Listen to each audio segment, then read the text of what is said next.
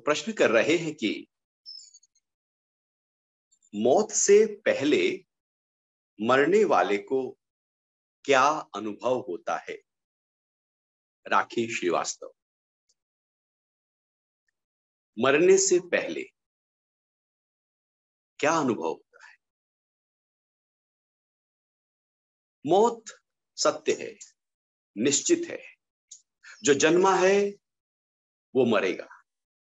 जो भी आज हमें जीवित दिख रहे हैं सब मृत्यु की तरफ ही जा रहे हैं। हमारी सबकी यात्रा मौत के अलावा कुछ और नहीं, कहीं और नहीं। कोई अभी, कोई थोड़े दिनों बाद, कोई कुछ सालों बाद। आज तक हजारों सालों से जो भी जिया है सब मरे। चाहे वो व्यक्ति हो, मनुष्य हो, पशु हो, पक्षी हो, सब मृत्यु की तरफ जा रहे हैं। दौड़ केवल मौत की तरफ है। जब सब मरेंगे तो मरने का समय क्या अनुभव होगा। हर व्यक्ति का अनुभव अलग अलग होगा। जितने भी व्यक्ति हैं उनके जीवन की जो यात्रा है उस यात्रा के अनुसार व्यक्ति का अपना अपना अनुभव होने वाला है। यूं तो मौत से पहले लगभग 6 महीने पहले हमारे शरीर में मौत का एहसास शुरू हो चुका होता है। शिव पुराण 6 महीने की बात कहता है कि कुछ लक्षण 6 महीने में, कुछ 4 महीने में, कुछ 3 महीने में, कुछ 2 महीने में, कुछ 1 महीने में प्रकट होने लगते हैं। लेकिन चूंकि उन लक्षण इतने बारीक होते हैं उनको हम ध्यान ही नहीं दे पाते। कभी उनके विषय में हमने जाना ही नहीं तो समझ ही नहीं पाते। लेकिन जैसे जैसे प्राण तत्व, जैसे जैसे जीवनीय शक्ति, जैसे जैसे एनर्जी हमारे शरीर को धीरे धीरे धीरे धीरे उसका साथ छोड़ रही होती है तो उसका प्रभाव हमारे शरीर पर प्रकट होने लगता है। और जब मौत बिल्कुल निश्चित होती है या बिल्कुल नजदीक होती है तो मृत्यु के 2 पल पहले बहुत कुछ घटना प्रारंभ हो जाता है। मौत से 2 पल पहले का समय सबसे ज्यादा महत्वपूर्ण समय है। यह समय है इस पूरे जीवन की यात्रा में किए गए कर्मों के लेखे जोखे को तैयार होकर उसके प्रकट होने का, उसको अनुभव करने का और उसी के आधार पर नई योनि का, नए जन्म का, नए जीवन का कहां पर जन्म लेना है। ये 2 पल सब कुछ तय करने वाले। 2 पल का मतलब है एक पल में 24 सेकंड होते हैं, 2 पल में 48 सेकंड होते हैं। वो आपने एक गाना सुना होगा ना कि मैं पल दो पल का राही हूं, पल दो पल मेरी कहानी है, पल दो पल मेरी हस्ती है, पल दो पल मेरी रवानी। ये 2 पल जो है ना ये बड़े महत्वपूर्ण है। एक पल से 2 पल के बीच में बहुत कुछ घट रहा होगा। क्या घट रहा होगा। हम जो जीवन की यात्रा को लेकर चलते हैं उस यात्रा में हमने क्या कर्म किए, क्या क्या किया है। हिंसा की है, चोरी की है, मक्कारी की है, किसी का पैसा मार लिया है, अपशब्द कहा है, किसी को हानि पहुंचाई है, कहीं झूठ बोला है। बहुत कुछ हमारे स्तर पर हो रहा होता है। जीवन भर हम किसी ना किसी गलत कर्म को भी कर रहे होते हैं। अच्छे कर्म भी चलते हैं लेकिन बुरे कर्म भी चलते हैं। अच्छे कर्मों के इंप्रेशंस उतने गहरे नहीं होते, बुरे कर्मों के इंप्रेशंस ज्यादा गहरे हो जाते हैं क्योंकि हम बुरे कर्मों को बार बार बार बार सोच रहे होते हैं कि ये मैंने गलत किया था, ये मैंने गलत किया था। वो हमारे अंदर बहुत गहरे में प्रबल हो जाता है। जो नहीं करना था जब हम वो करते हैं तो उसका असर ज्यादा होता है। इसलिए पाप कर्म जो भी हम करते हैं वो अंत में जाकर एकदम प्रकट हो जाते हैं। जैसे कोई सामने पिक्चर चल रही, इतना फास्ट फॉरवर्ड होती है वो सारी क्रियाएं कि हम उसको बिल्कुल भी सामने देख रहे होते हैं क्या क्या किया है, लेकिन वो इसकी स्पीड इतनी तेज होती है, इतनी तेज होती है कि पूरा जीवन एकदम उस 2 पल में हमें अनुभव हो जाता है। जैसे कोई मूवी को फास्ट फॉरवर्ड करके हम देख ले, और पूरी मूवी यदि देखी हो और फास्ट फॉरवर्ड करके जब हम देख रहे हो तो एक एक एक सीन से पता लग जाएगा आगे पीछे क्या हुआ था, क्या बोला। एक दृश्य, एक पिक्चर बस काफी है, एक झलक काफी है उसकी। ऐसे उस कर्म की एक झलक काफी होगी सब कुछ याद आ जाने की।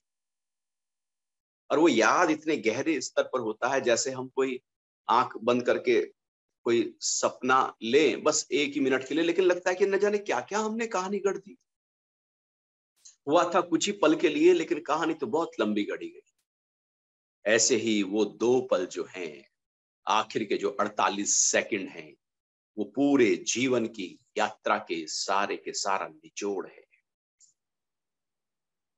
हमारे जीवन के सारे शुभ कर्म, पुण्य कर्म केवल उसी निचोड़ में हमारे अंदर पुण्य भाव जग जाए, भक्ति भाव जग जाए। जीवन भर की भक्ति केवल उसी ही अंतिम पल के लिए है कि उस समय वो भक्ति भाव जग जाए। जीवन भर का ज्ञान उसी ही समय के लिए है कि वो अंत समय में वो ज्ञान प्रकट हो जाए, अपने होने का एहसास प्रकट हो जाए कि मैं शुद्ध बुद्ध चैतन्य आत्म तत्व। लेकिन वो तब होगा जब जीवन में उसकी तैयारी की हो। हमारे जीवन में जो तैयारी होती है वो तो क्रोध की है, लोभ की है, ये इकट्ठा कर लूं, ये पालूं, कैसे करके भी मोह की है, अपने वालों के साथ में मैं मेरा और मेरे वालों में उलझे रहने की है। दिन भर जो तैयारी है, महीनों सालों जो तैयारी है, वही तो रात जब अंत काल होगा उसका प्रकटीकरण होगा। तो हम जीवन में सोचते हैं कि सब मक्कारियां कर ले, सब पाप कर्म कर ले, लेकिन अंत में हम स्वर्ग लोक, वैकुंठ लोक, परम धाम को प्राप्त हो जाए, हम मुक्त हो जाएं, मोक्ष को प्राप्त कर जाएं। ऐसा नहीं होता।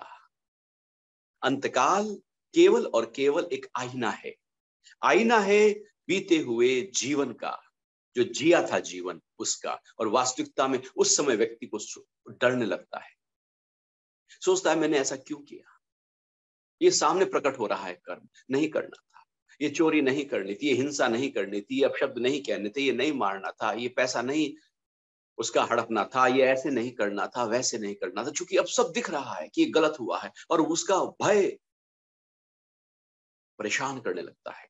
रोम रोम में वो जो कष्ट है उन कर्मों का, वो प्रकट होता चला जाता है। इसलिए कहते हैं हजारों बिच्छू जैसे एक साथ डंक मार रहे हो, इतनी पीड़ा बहुत ही सूक्ष्म स्तर पर व्यक्ति के अंतर तब में होनी शुरू हो जाती है, क्योंकि उसके कर्म सामने दिख रहे हैं। वो कुछ बोल नहीं सकता क्योंकि वाणी कमजोर पड़ गई। वो केवल और केवल सूक्ष्म स्तर पर या सूक्ष्म शरीर में उसको केवल देख रहा होता है। वो चित्त के स्तर पर एक फिल्म शुरू हो जाती है, एक पिक्चर शुरू हो जाती है और बहुत ही फास्ट तरीके से उसकी रोलिंग शुरू हो जाती है, क्योंकि अब प्राण जो है वो शरीर का साथ छोड़ रहा है। धीरे धीरे वो नीचे से, अंगूठे से लेकर, पैर के अंगूठे से लेकर टखने, काफ मसल्स, घुटने, जंघा, कूल्हा, पेट, छाती, और धीरे धीरे जो प्राण सिमट रहा होता है, फिर अंत में जाकर वो चित्त को साथ लेकर बाहर निकलेगा तो चित्त को खोल देता है और सारी पिक्चर सामने प्रकट होने लगती है। व्यक्ति डरने लगता है, पश्चाताप करने लगता है, ग्लानि करने लगता है, सोचने लगता है कि ये गलत हो गया, नहीं करना था, ऐसे जीवन नहीं जीना था, मुझे दोबारा जीवन मिल जाए तो मैं बहुत अच्छी तरह से जी जाऊं। वो पश्चाताप करने लगता है। जब वो कर रहा है तब उसको मजा आ रहा है करने में, जब उसका भोगने का समय आता है तब बड़ा कष्ट होता है। तो पश्चाताप और ग्लानि से व्यक्ति भरने लगता है अपने जो पाप कर्म हैं, जो क्रूर कर्म हैं, जो हिंसक कर्म हैं, जो अनैतिक हैं, उनको देखकर। और चूंकि सबकी अपनी अपनी यात्रा है, सबने अलग अलग तरह से कर्म किए हैं, तो सबका अलग अलग वो जो पल है, जो दो पल है, वो सबका अलग अलग हो जाएगा। हो सकता है पति और पत्नी जीवन भर साथ जी रहे हैं, साथ ही खाते हैं, उठते हैं, घूमते हैं, फिरते हैं, कहीं बाहर जाते हैं तो साथ जाते हैं, सब कुछ साथ साथ कर रहे हैं, लेकिन मन के स्तर पर, चित्त के स्तर पर उन दोनों के कर्म अलग अलग होते हैं, सोचने की पूरी प्रक्रिया अलग अलग होती है। मौत के काल में भी दोनों के सामने जो फिल्म आएगी वो पूरी तरह से अलग अलग होगी, क्योंकि केवल इसी जन्म के संस्कार प्रकट नहीं होते, बल्कि उससे पहले जन्मों के भी संस्कार उसी तरह के प्रकट होने लगते हैं। जैसे हमने इस जन्म में कोई हिंसा का कार्य किया है, कुछ गलत कर्म किया है, कुछ क्रूर कर्म किया है, तो इस जन्म का तो उभरेगा ही, इससे पहले के जन्म में भी उस तरह के जो कार्य किए होंगे वो सब उभर कर आ जाएंगे, क्योंकि बैलेंस शीट तैयार होने वाली, लेखा जोखा तैयार होने वाला है साहब, क्योंकि कुछ डिसाइड होने वाला है, अगला जन्म डिसाइड होने वाला है, क्या मिलना है भोग डिसाइड होने वाले हैं, वहां पर आयु डिसाइड होने वाली है इन कर्मों के आधार पर, और वो हम सब देख रहे होते हैं। मेरे सामने पूरी तरह से वो सब दिख रहा होता है, छुपक कर कुछ नहीं होता, सब कुछ सामने होता है, इतना त्वरित होता है, इतना फास्ट होता है कि हमारा बस उस पर नहीं होता, बस सामने हो रहा है। तो ये जो दो पल हैं, ये पूरी तरह से प्राण शक्ति के सिमटने के पल हैं और चित्त के पूरी तरह से प्रकट हो जाने के पल हैं, खुल जाने के पल। अब ये दो पल निर्धारित करने वाले हैं आने वाली योनि को, जो 84 लाख योनियां हैं कुल। कभी चर्चा कर सकते हैं इसकी गहरे रूप में। तो 84 लाख योनियों में अब हम जो मनुष्य योनि में थे, यहां से हम कहां जाने वाले?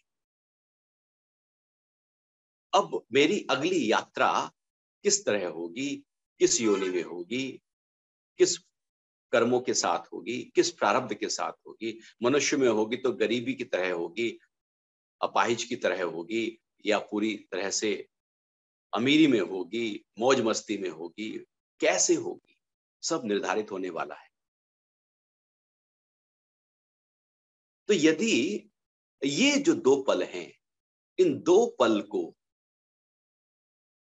हमारे अंदर परमात्मा का भाव प्रकट हो जाए, जिसको भगवान गीता में कहते हैं कि अंत काल में जो मेरा स्मरण करता है वो मुझे ही प्राप्त हो जाता है, जो मेरे भाव से भावित होता है वो मुझे ही प्राप्त हो जाता है। क्योंकि अंत काल में जो चल रहा है हमारे मन के अंदर, यदि धन चल रहा है तो हम सांप की योनि ले लेते हैं, वासना चल रही है तो वैश्या की योनि ले लेते हैं। जैसा जैसा चल रहा है उसका अब कैसे प्रकट होगा ये हमें नहीं पता। ऐसा नहीं कि वो फिर मनुष्य योनि में ही हम उसको फिर से भोगेंगे, नहीं, जो चल रहा है वो किसी दूसरी योनि में वैसा प्रकट होना शुरू हो जाएगा। जो आधी अधूरी इच्छाएं थी, वासनाएं थी, अरे ये तो भोगा ही नहीं, तो वो अब यदि चल रहा है तो फिर वो दूसरी योनि में उसको भोगना पड़ेगा। लेकिन यदि हमारे अंदर परमात्मा का भाव चल रहा है, भक्ति भाव चल रहा है, परमात्मा का जप चल रहा है, तो भगवान ये श्योरिटी देते हैं, कंफर्मेशन देते हैं कि बस अब तुम मुझे प्राप्त होगे, अब तुम्हारा जो 84 लाख का ये जो चक्र है ये टूट जाएगा। अब इस 84 लाख से कोई लेना देना तुम्हारा नहीं, ये 84 लाख से लेना देना उनका है, जो बाद में जो दो पल हैं, जो 48 सेकंड है, उसमें उनकी जो बैलेंस शीट है वो पूरी तरह से नील नहीं हुई, या उनके मन में मेरा भाव नहीं रहा। दो ही तरीके हैं, या तो नील हो जाए, साफ स्लेट, एकदम कुछ भी नहीं लिखा,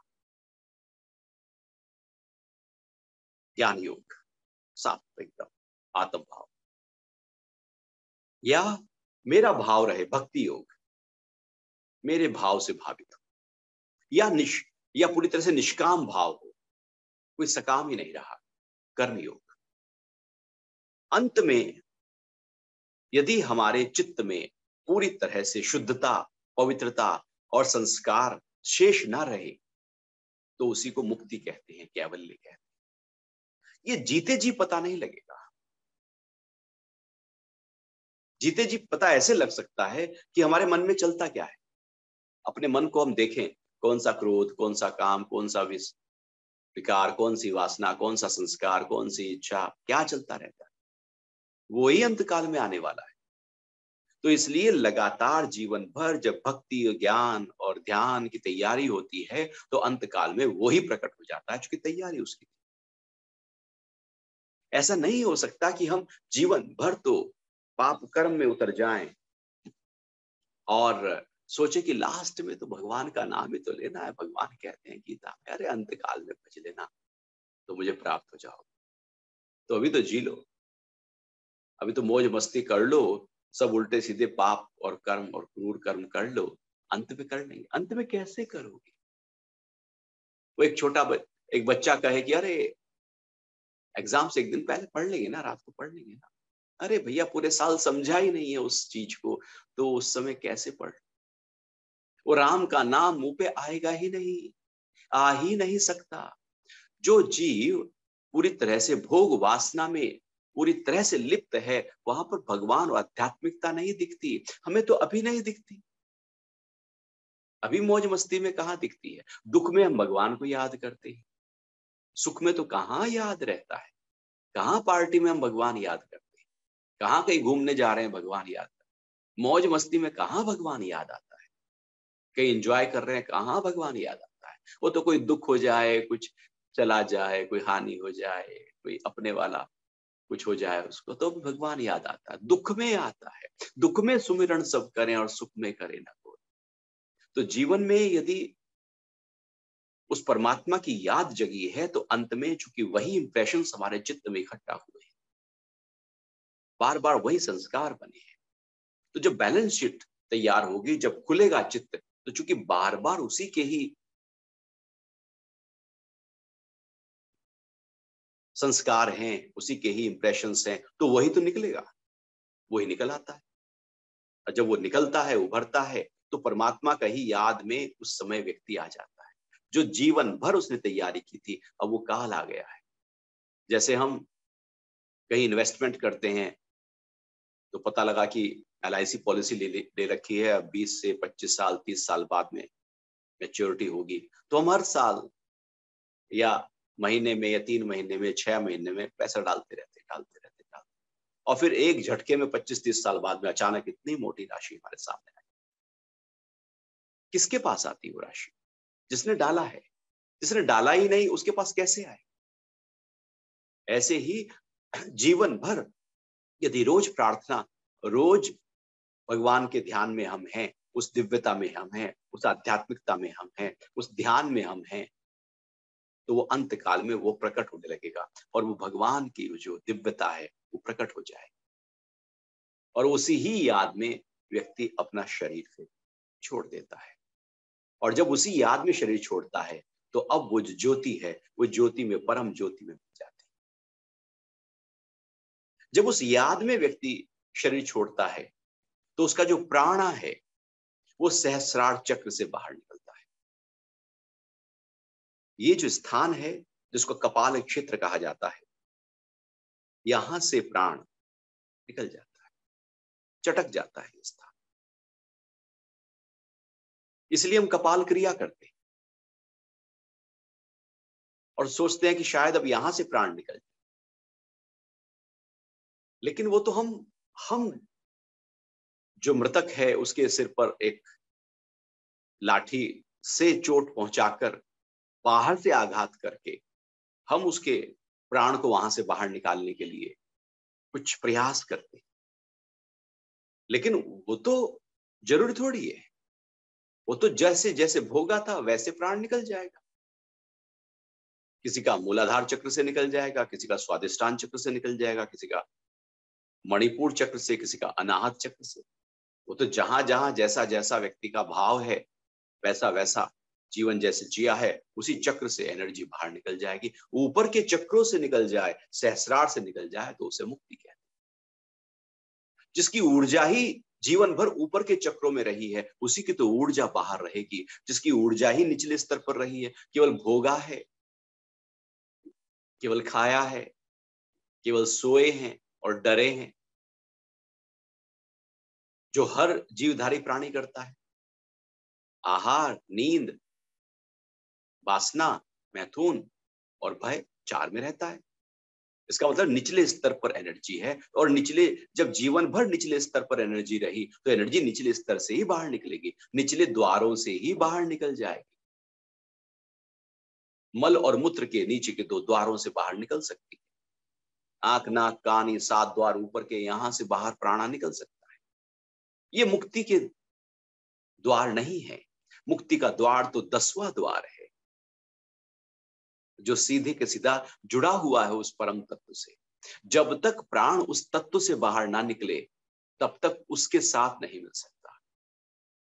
यदि इन द्वारों से बाहर निकलता है तो वो किसी योनि में आएगा, इससे बाहर निकला तो परम धाम में जाएगा। तो जीवन भर की तैयारी में हमारा प्राण बस उसी द्वार से, जो सक्रिय किया है सबसे ज्यादा, जो जिसमें हम बार बार अंदर गए हैं, बाहर आए, जो हमारा जो गेट है वो बहुत ज्यादा, जैसे किसी का फ्रंट गेट हो, किसी का बैक गेट हो, घर के बहुत सारे दरवाजे हो, तो किस दरवाजे से बार बार आना जाना है। तो एनर्जी किस दरवाजे में, किस द्वार में ज्यादा गति करती है, वहीं से ही वो प्राण बाहर निकल जाएगा। और जो ध्यान में रहते हैं, जो ज्ञान में रहते हैं, वो सहस्रार चक्र की तरफ ऊर्जा को बार बार ऊपर की तरफ लेकर जाते हैं। इसलिए कुंडलिनी शक्ति को जगाकर, इसलिए हम नवरात्रों में कुंडली शक्ति को जगाकर, अपने सारे चक्रों को जगाकर अपने सहस्रार चक्र में शक्ति को स्थापित करते हैं, जिसको शिव और शक्ति का मिलन स्थान कहा। तो जब प्राण यहां से बाहर निकला तो वह मुक्ति है, और यदि बाकी द्वारों से बाहर निकला तो इसका मतलब है अब कुछ नया जन्म होने वाला है। तो उस समय जब मौत हो रही है तो डिसाइड होंगी 3 चीजें। क्या डिसाइड होंगी? कि कौन सी योनि मिलने वाली है, अब कहां जाएंगे भैया। जरूर थोड़ी इंसान थे तो इंसान ही जाएंगे, हो सकता है कीड़े बन जाए, मकोड़े बन जाए, गधे बन जाए, कुत्ता बन जाए, सुअर बन जाए। जिस कुत्ते को आज आप मार रहे हो वही कल को हम बन के खड़े हो जाए, हमें नहीं पता। उस टाइम हमें पता लग जाएगा क्या बनने वाले, और फिर उस योनि में इस जन्म के कर्मों के आधार पर क्या सुख सुविधाएं, प्रारब्ध, दुख मिलने वाले हैं, सारी डेस्टिनी तय हो जाएगी। कुछ डेस्टिनी तय होकर आती है, कुछ यहां पर कर्मों के आधार पर हम इकट्ठा करते हैं। कुछ पहले से थी, कुछ अभी इकट्ठा की, और अभी यदि इकट्ठा नहीं की कुछ, तो जो पहले से थी केवल हम वही भोगते हैं। और फिर तय होगा ये आयु, ये जो भोग है, ये जो योनि है, इस कितना समय तक इस आयु में रहना है। हो सकता है कि बिल्कुल पाप कर्म व्यक्ति के कोई जाग जाए तो उसको बहुत ही नीच योनि में जन्म, लेकिन पुण्य कर्म भी है, पाप कर्म उतने ज्यादा नहीं, तो नीच योनि में जाएगा, वहां पर आयु छोटी होगी और एकदम वापस आ जाएगा, और फिर से उच्च योनि में चला जाएगा, क्योंकि उसको भोगा, खत्म किया कर्म को और ऊपर आ गया। क्योंकि बाकी सब भोग योनियां है, भोग कर वापस। इसलिए अक्सर जीव जंतुओं की, पशु पक्षियों की योनि बहुत, उसकी उम्र छोटी होती है, क्योंकि वहां पर जाकर भोग कर व्यक्ति आ जाता है। और हो सकता है कि मनुष्य योनि ही मिलने वाली हो, तो लेकिन यहाँ पर जो आयु है वो ज्यादा ना हो, तो छोटी आयु में मृत्यु हो सकती है। तो वो निर्भर करता है कि वो जो डेस्टिनी है, वो जो कर्म है, वो किस तरह के थे, वो जो योनि है वो कितने लंबे समय तक भोगनी है, उससे आयु का निर्धारण होता है। तो जाति, आयु और भोग, 3 चीजें डिसाइड होती हैं उन लास्ट के 2 पल में। तो इस तरह से वो लास्ट के 2 पल 48 सेकंड निर्धारित कर रहे हैं आने वाले योनि को। और फिर जब आने वाली योनि होगी, उसमें हम जब जाएंगे, वहां पर भी जब मृत्यु काल होगा, वहां फिर वही 2 पल निर्धारित करने वाले हैं, वो निर्धारित करने वाले हैं उससे अगली योनि। और फिर ये ऐसे ही सिलसिला ये चलता रहेगा 84 लाख योनियों में। यही सिलसिला चलना है कि अंत काल में क्या उभर कर आ रहा है, अब नई योनि उसी से तय हो जाएगी। जब तक अंत काल में वो परम दिव्यता उभर कर ना आए, तब तक ये सिलसिला चलेगा।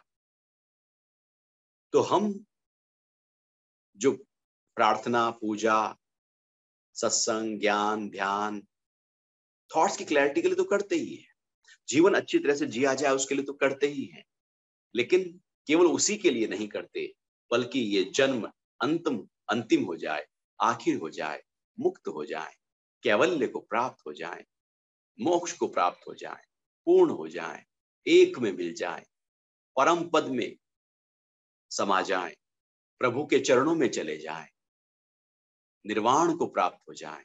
कुछ भी शब्द, कुछ भी नाम, लेकिन ये है वही कि अंत काल में क्या प्रकट हुआ उस पर निर्धारित हो जाता है।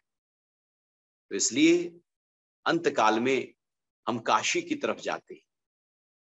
परंपरा रही है काशी में, बनारस में जाकर अंत काल को, क्योंकि अंत काल में जब काशी शिव की नगरी में हम गए हुए हैं, भगवान की नगरी में गए हुए हैं, तो भगवान का ही ध्यान होगा। छोड़ दिया है घर परिवार, ध्यान उसका होगा। जब उसका ध्यान होगा तो उसी को प्राप्त हो जाएंगे। इसलिए हम आखिर में, आपने देखा होगा कोई गीता का पाठ, कोई भागवत का पाठ जो मर रहा है उसको सुनाने की कोशिश कर रहे हैं, कान में उसके डालने की कोशिश कर रहे हैं। लेकिन ऐसा नहीं है कि कान में बाहर से डालने से कुछ बात बन जाएगी, उसके अंदर क्या चल रहा है उससे बात बनने वाली है। बाहर लगा दो सब जगह भगवान का नाम, उसका कोई फर्क नहीं पड़ेगा। उसके अंदर अंदर क्या चल रहा है महत्वपूर्ण अंदर है, बाहर क्या हो रहा है वो महत्वपूर्ण नहीं। तो अंदर वो होगा जो जिया होगा। तो इसलिए हमारा जीवन परमार्थ का हो, निष्काम का हो, निस्वार्थ का हो, ध्यान का हो, ज्ञान का हो, क्लैरिटी के साथ हो, तो जीवन कुछ और होगा। और फिर मृत्यु नहीं होगी, फिर होगा तो मोक्ष होगा।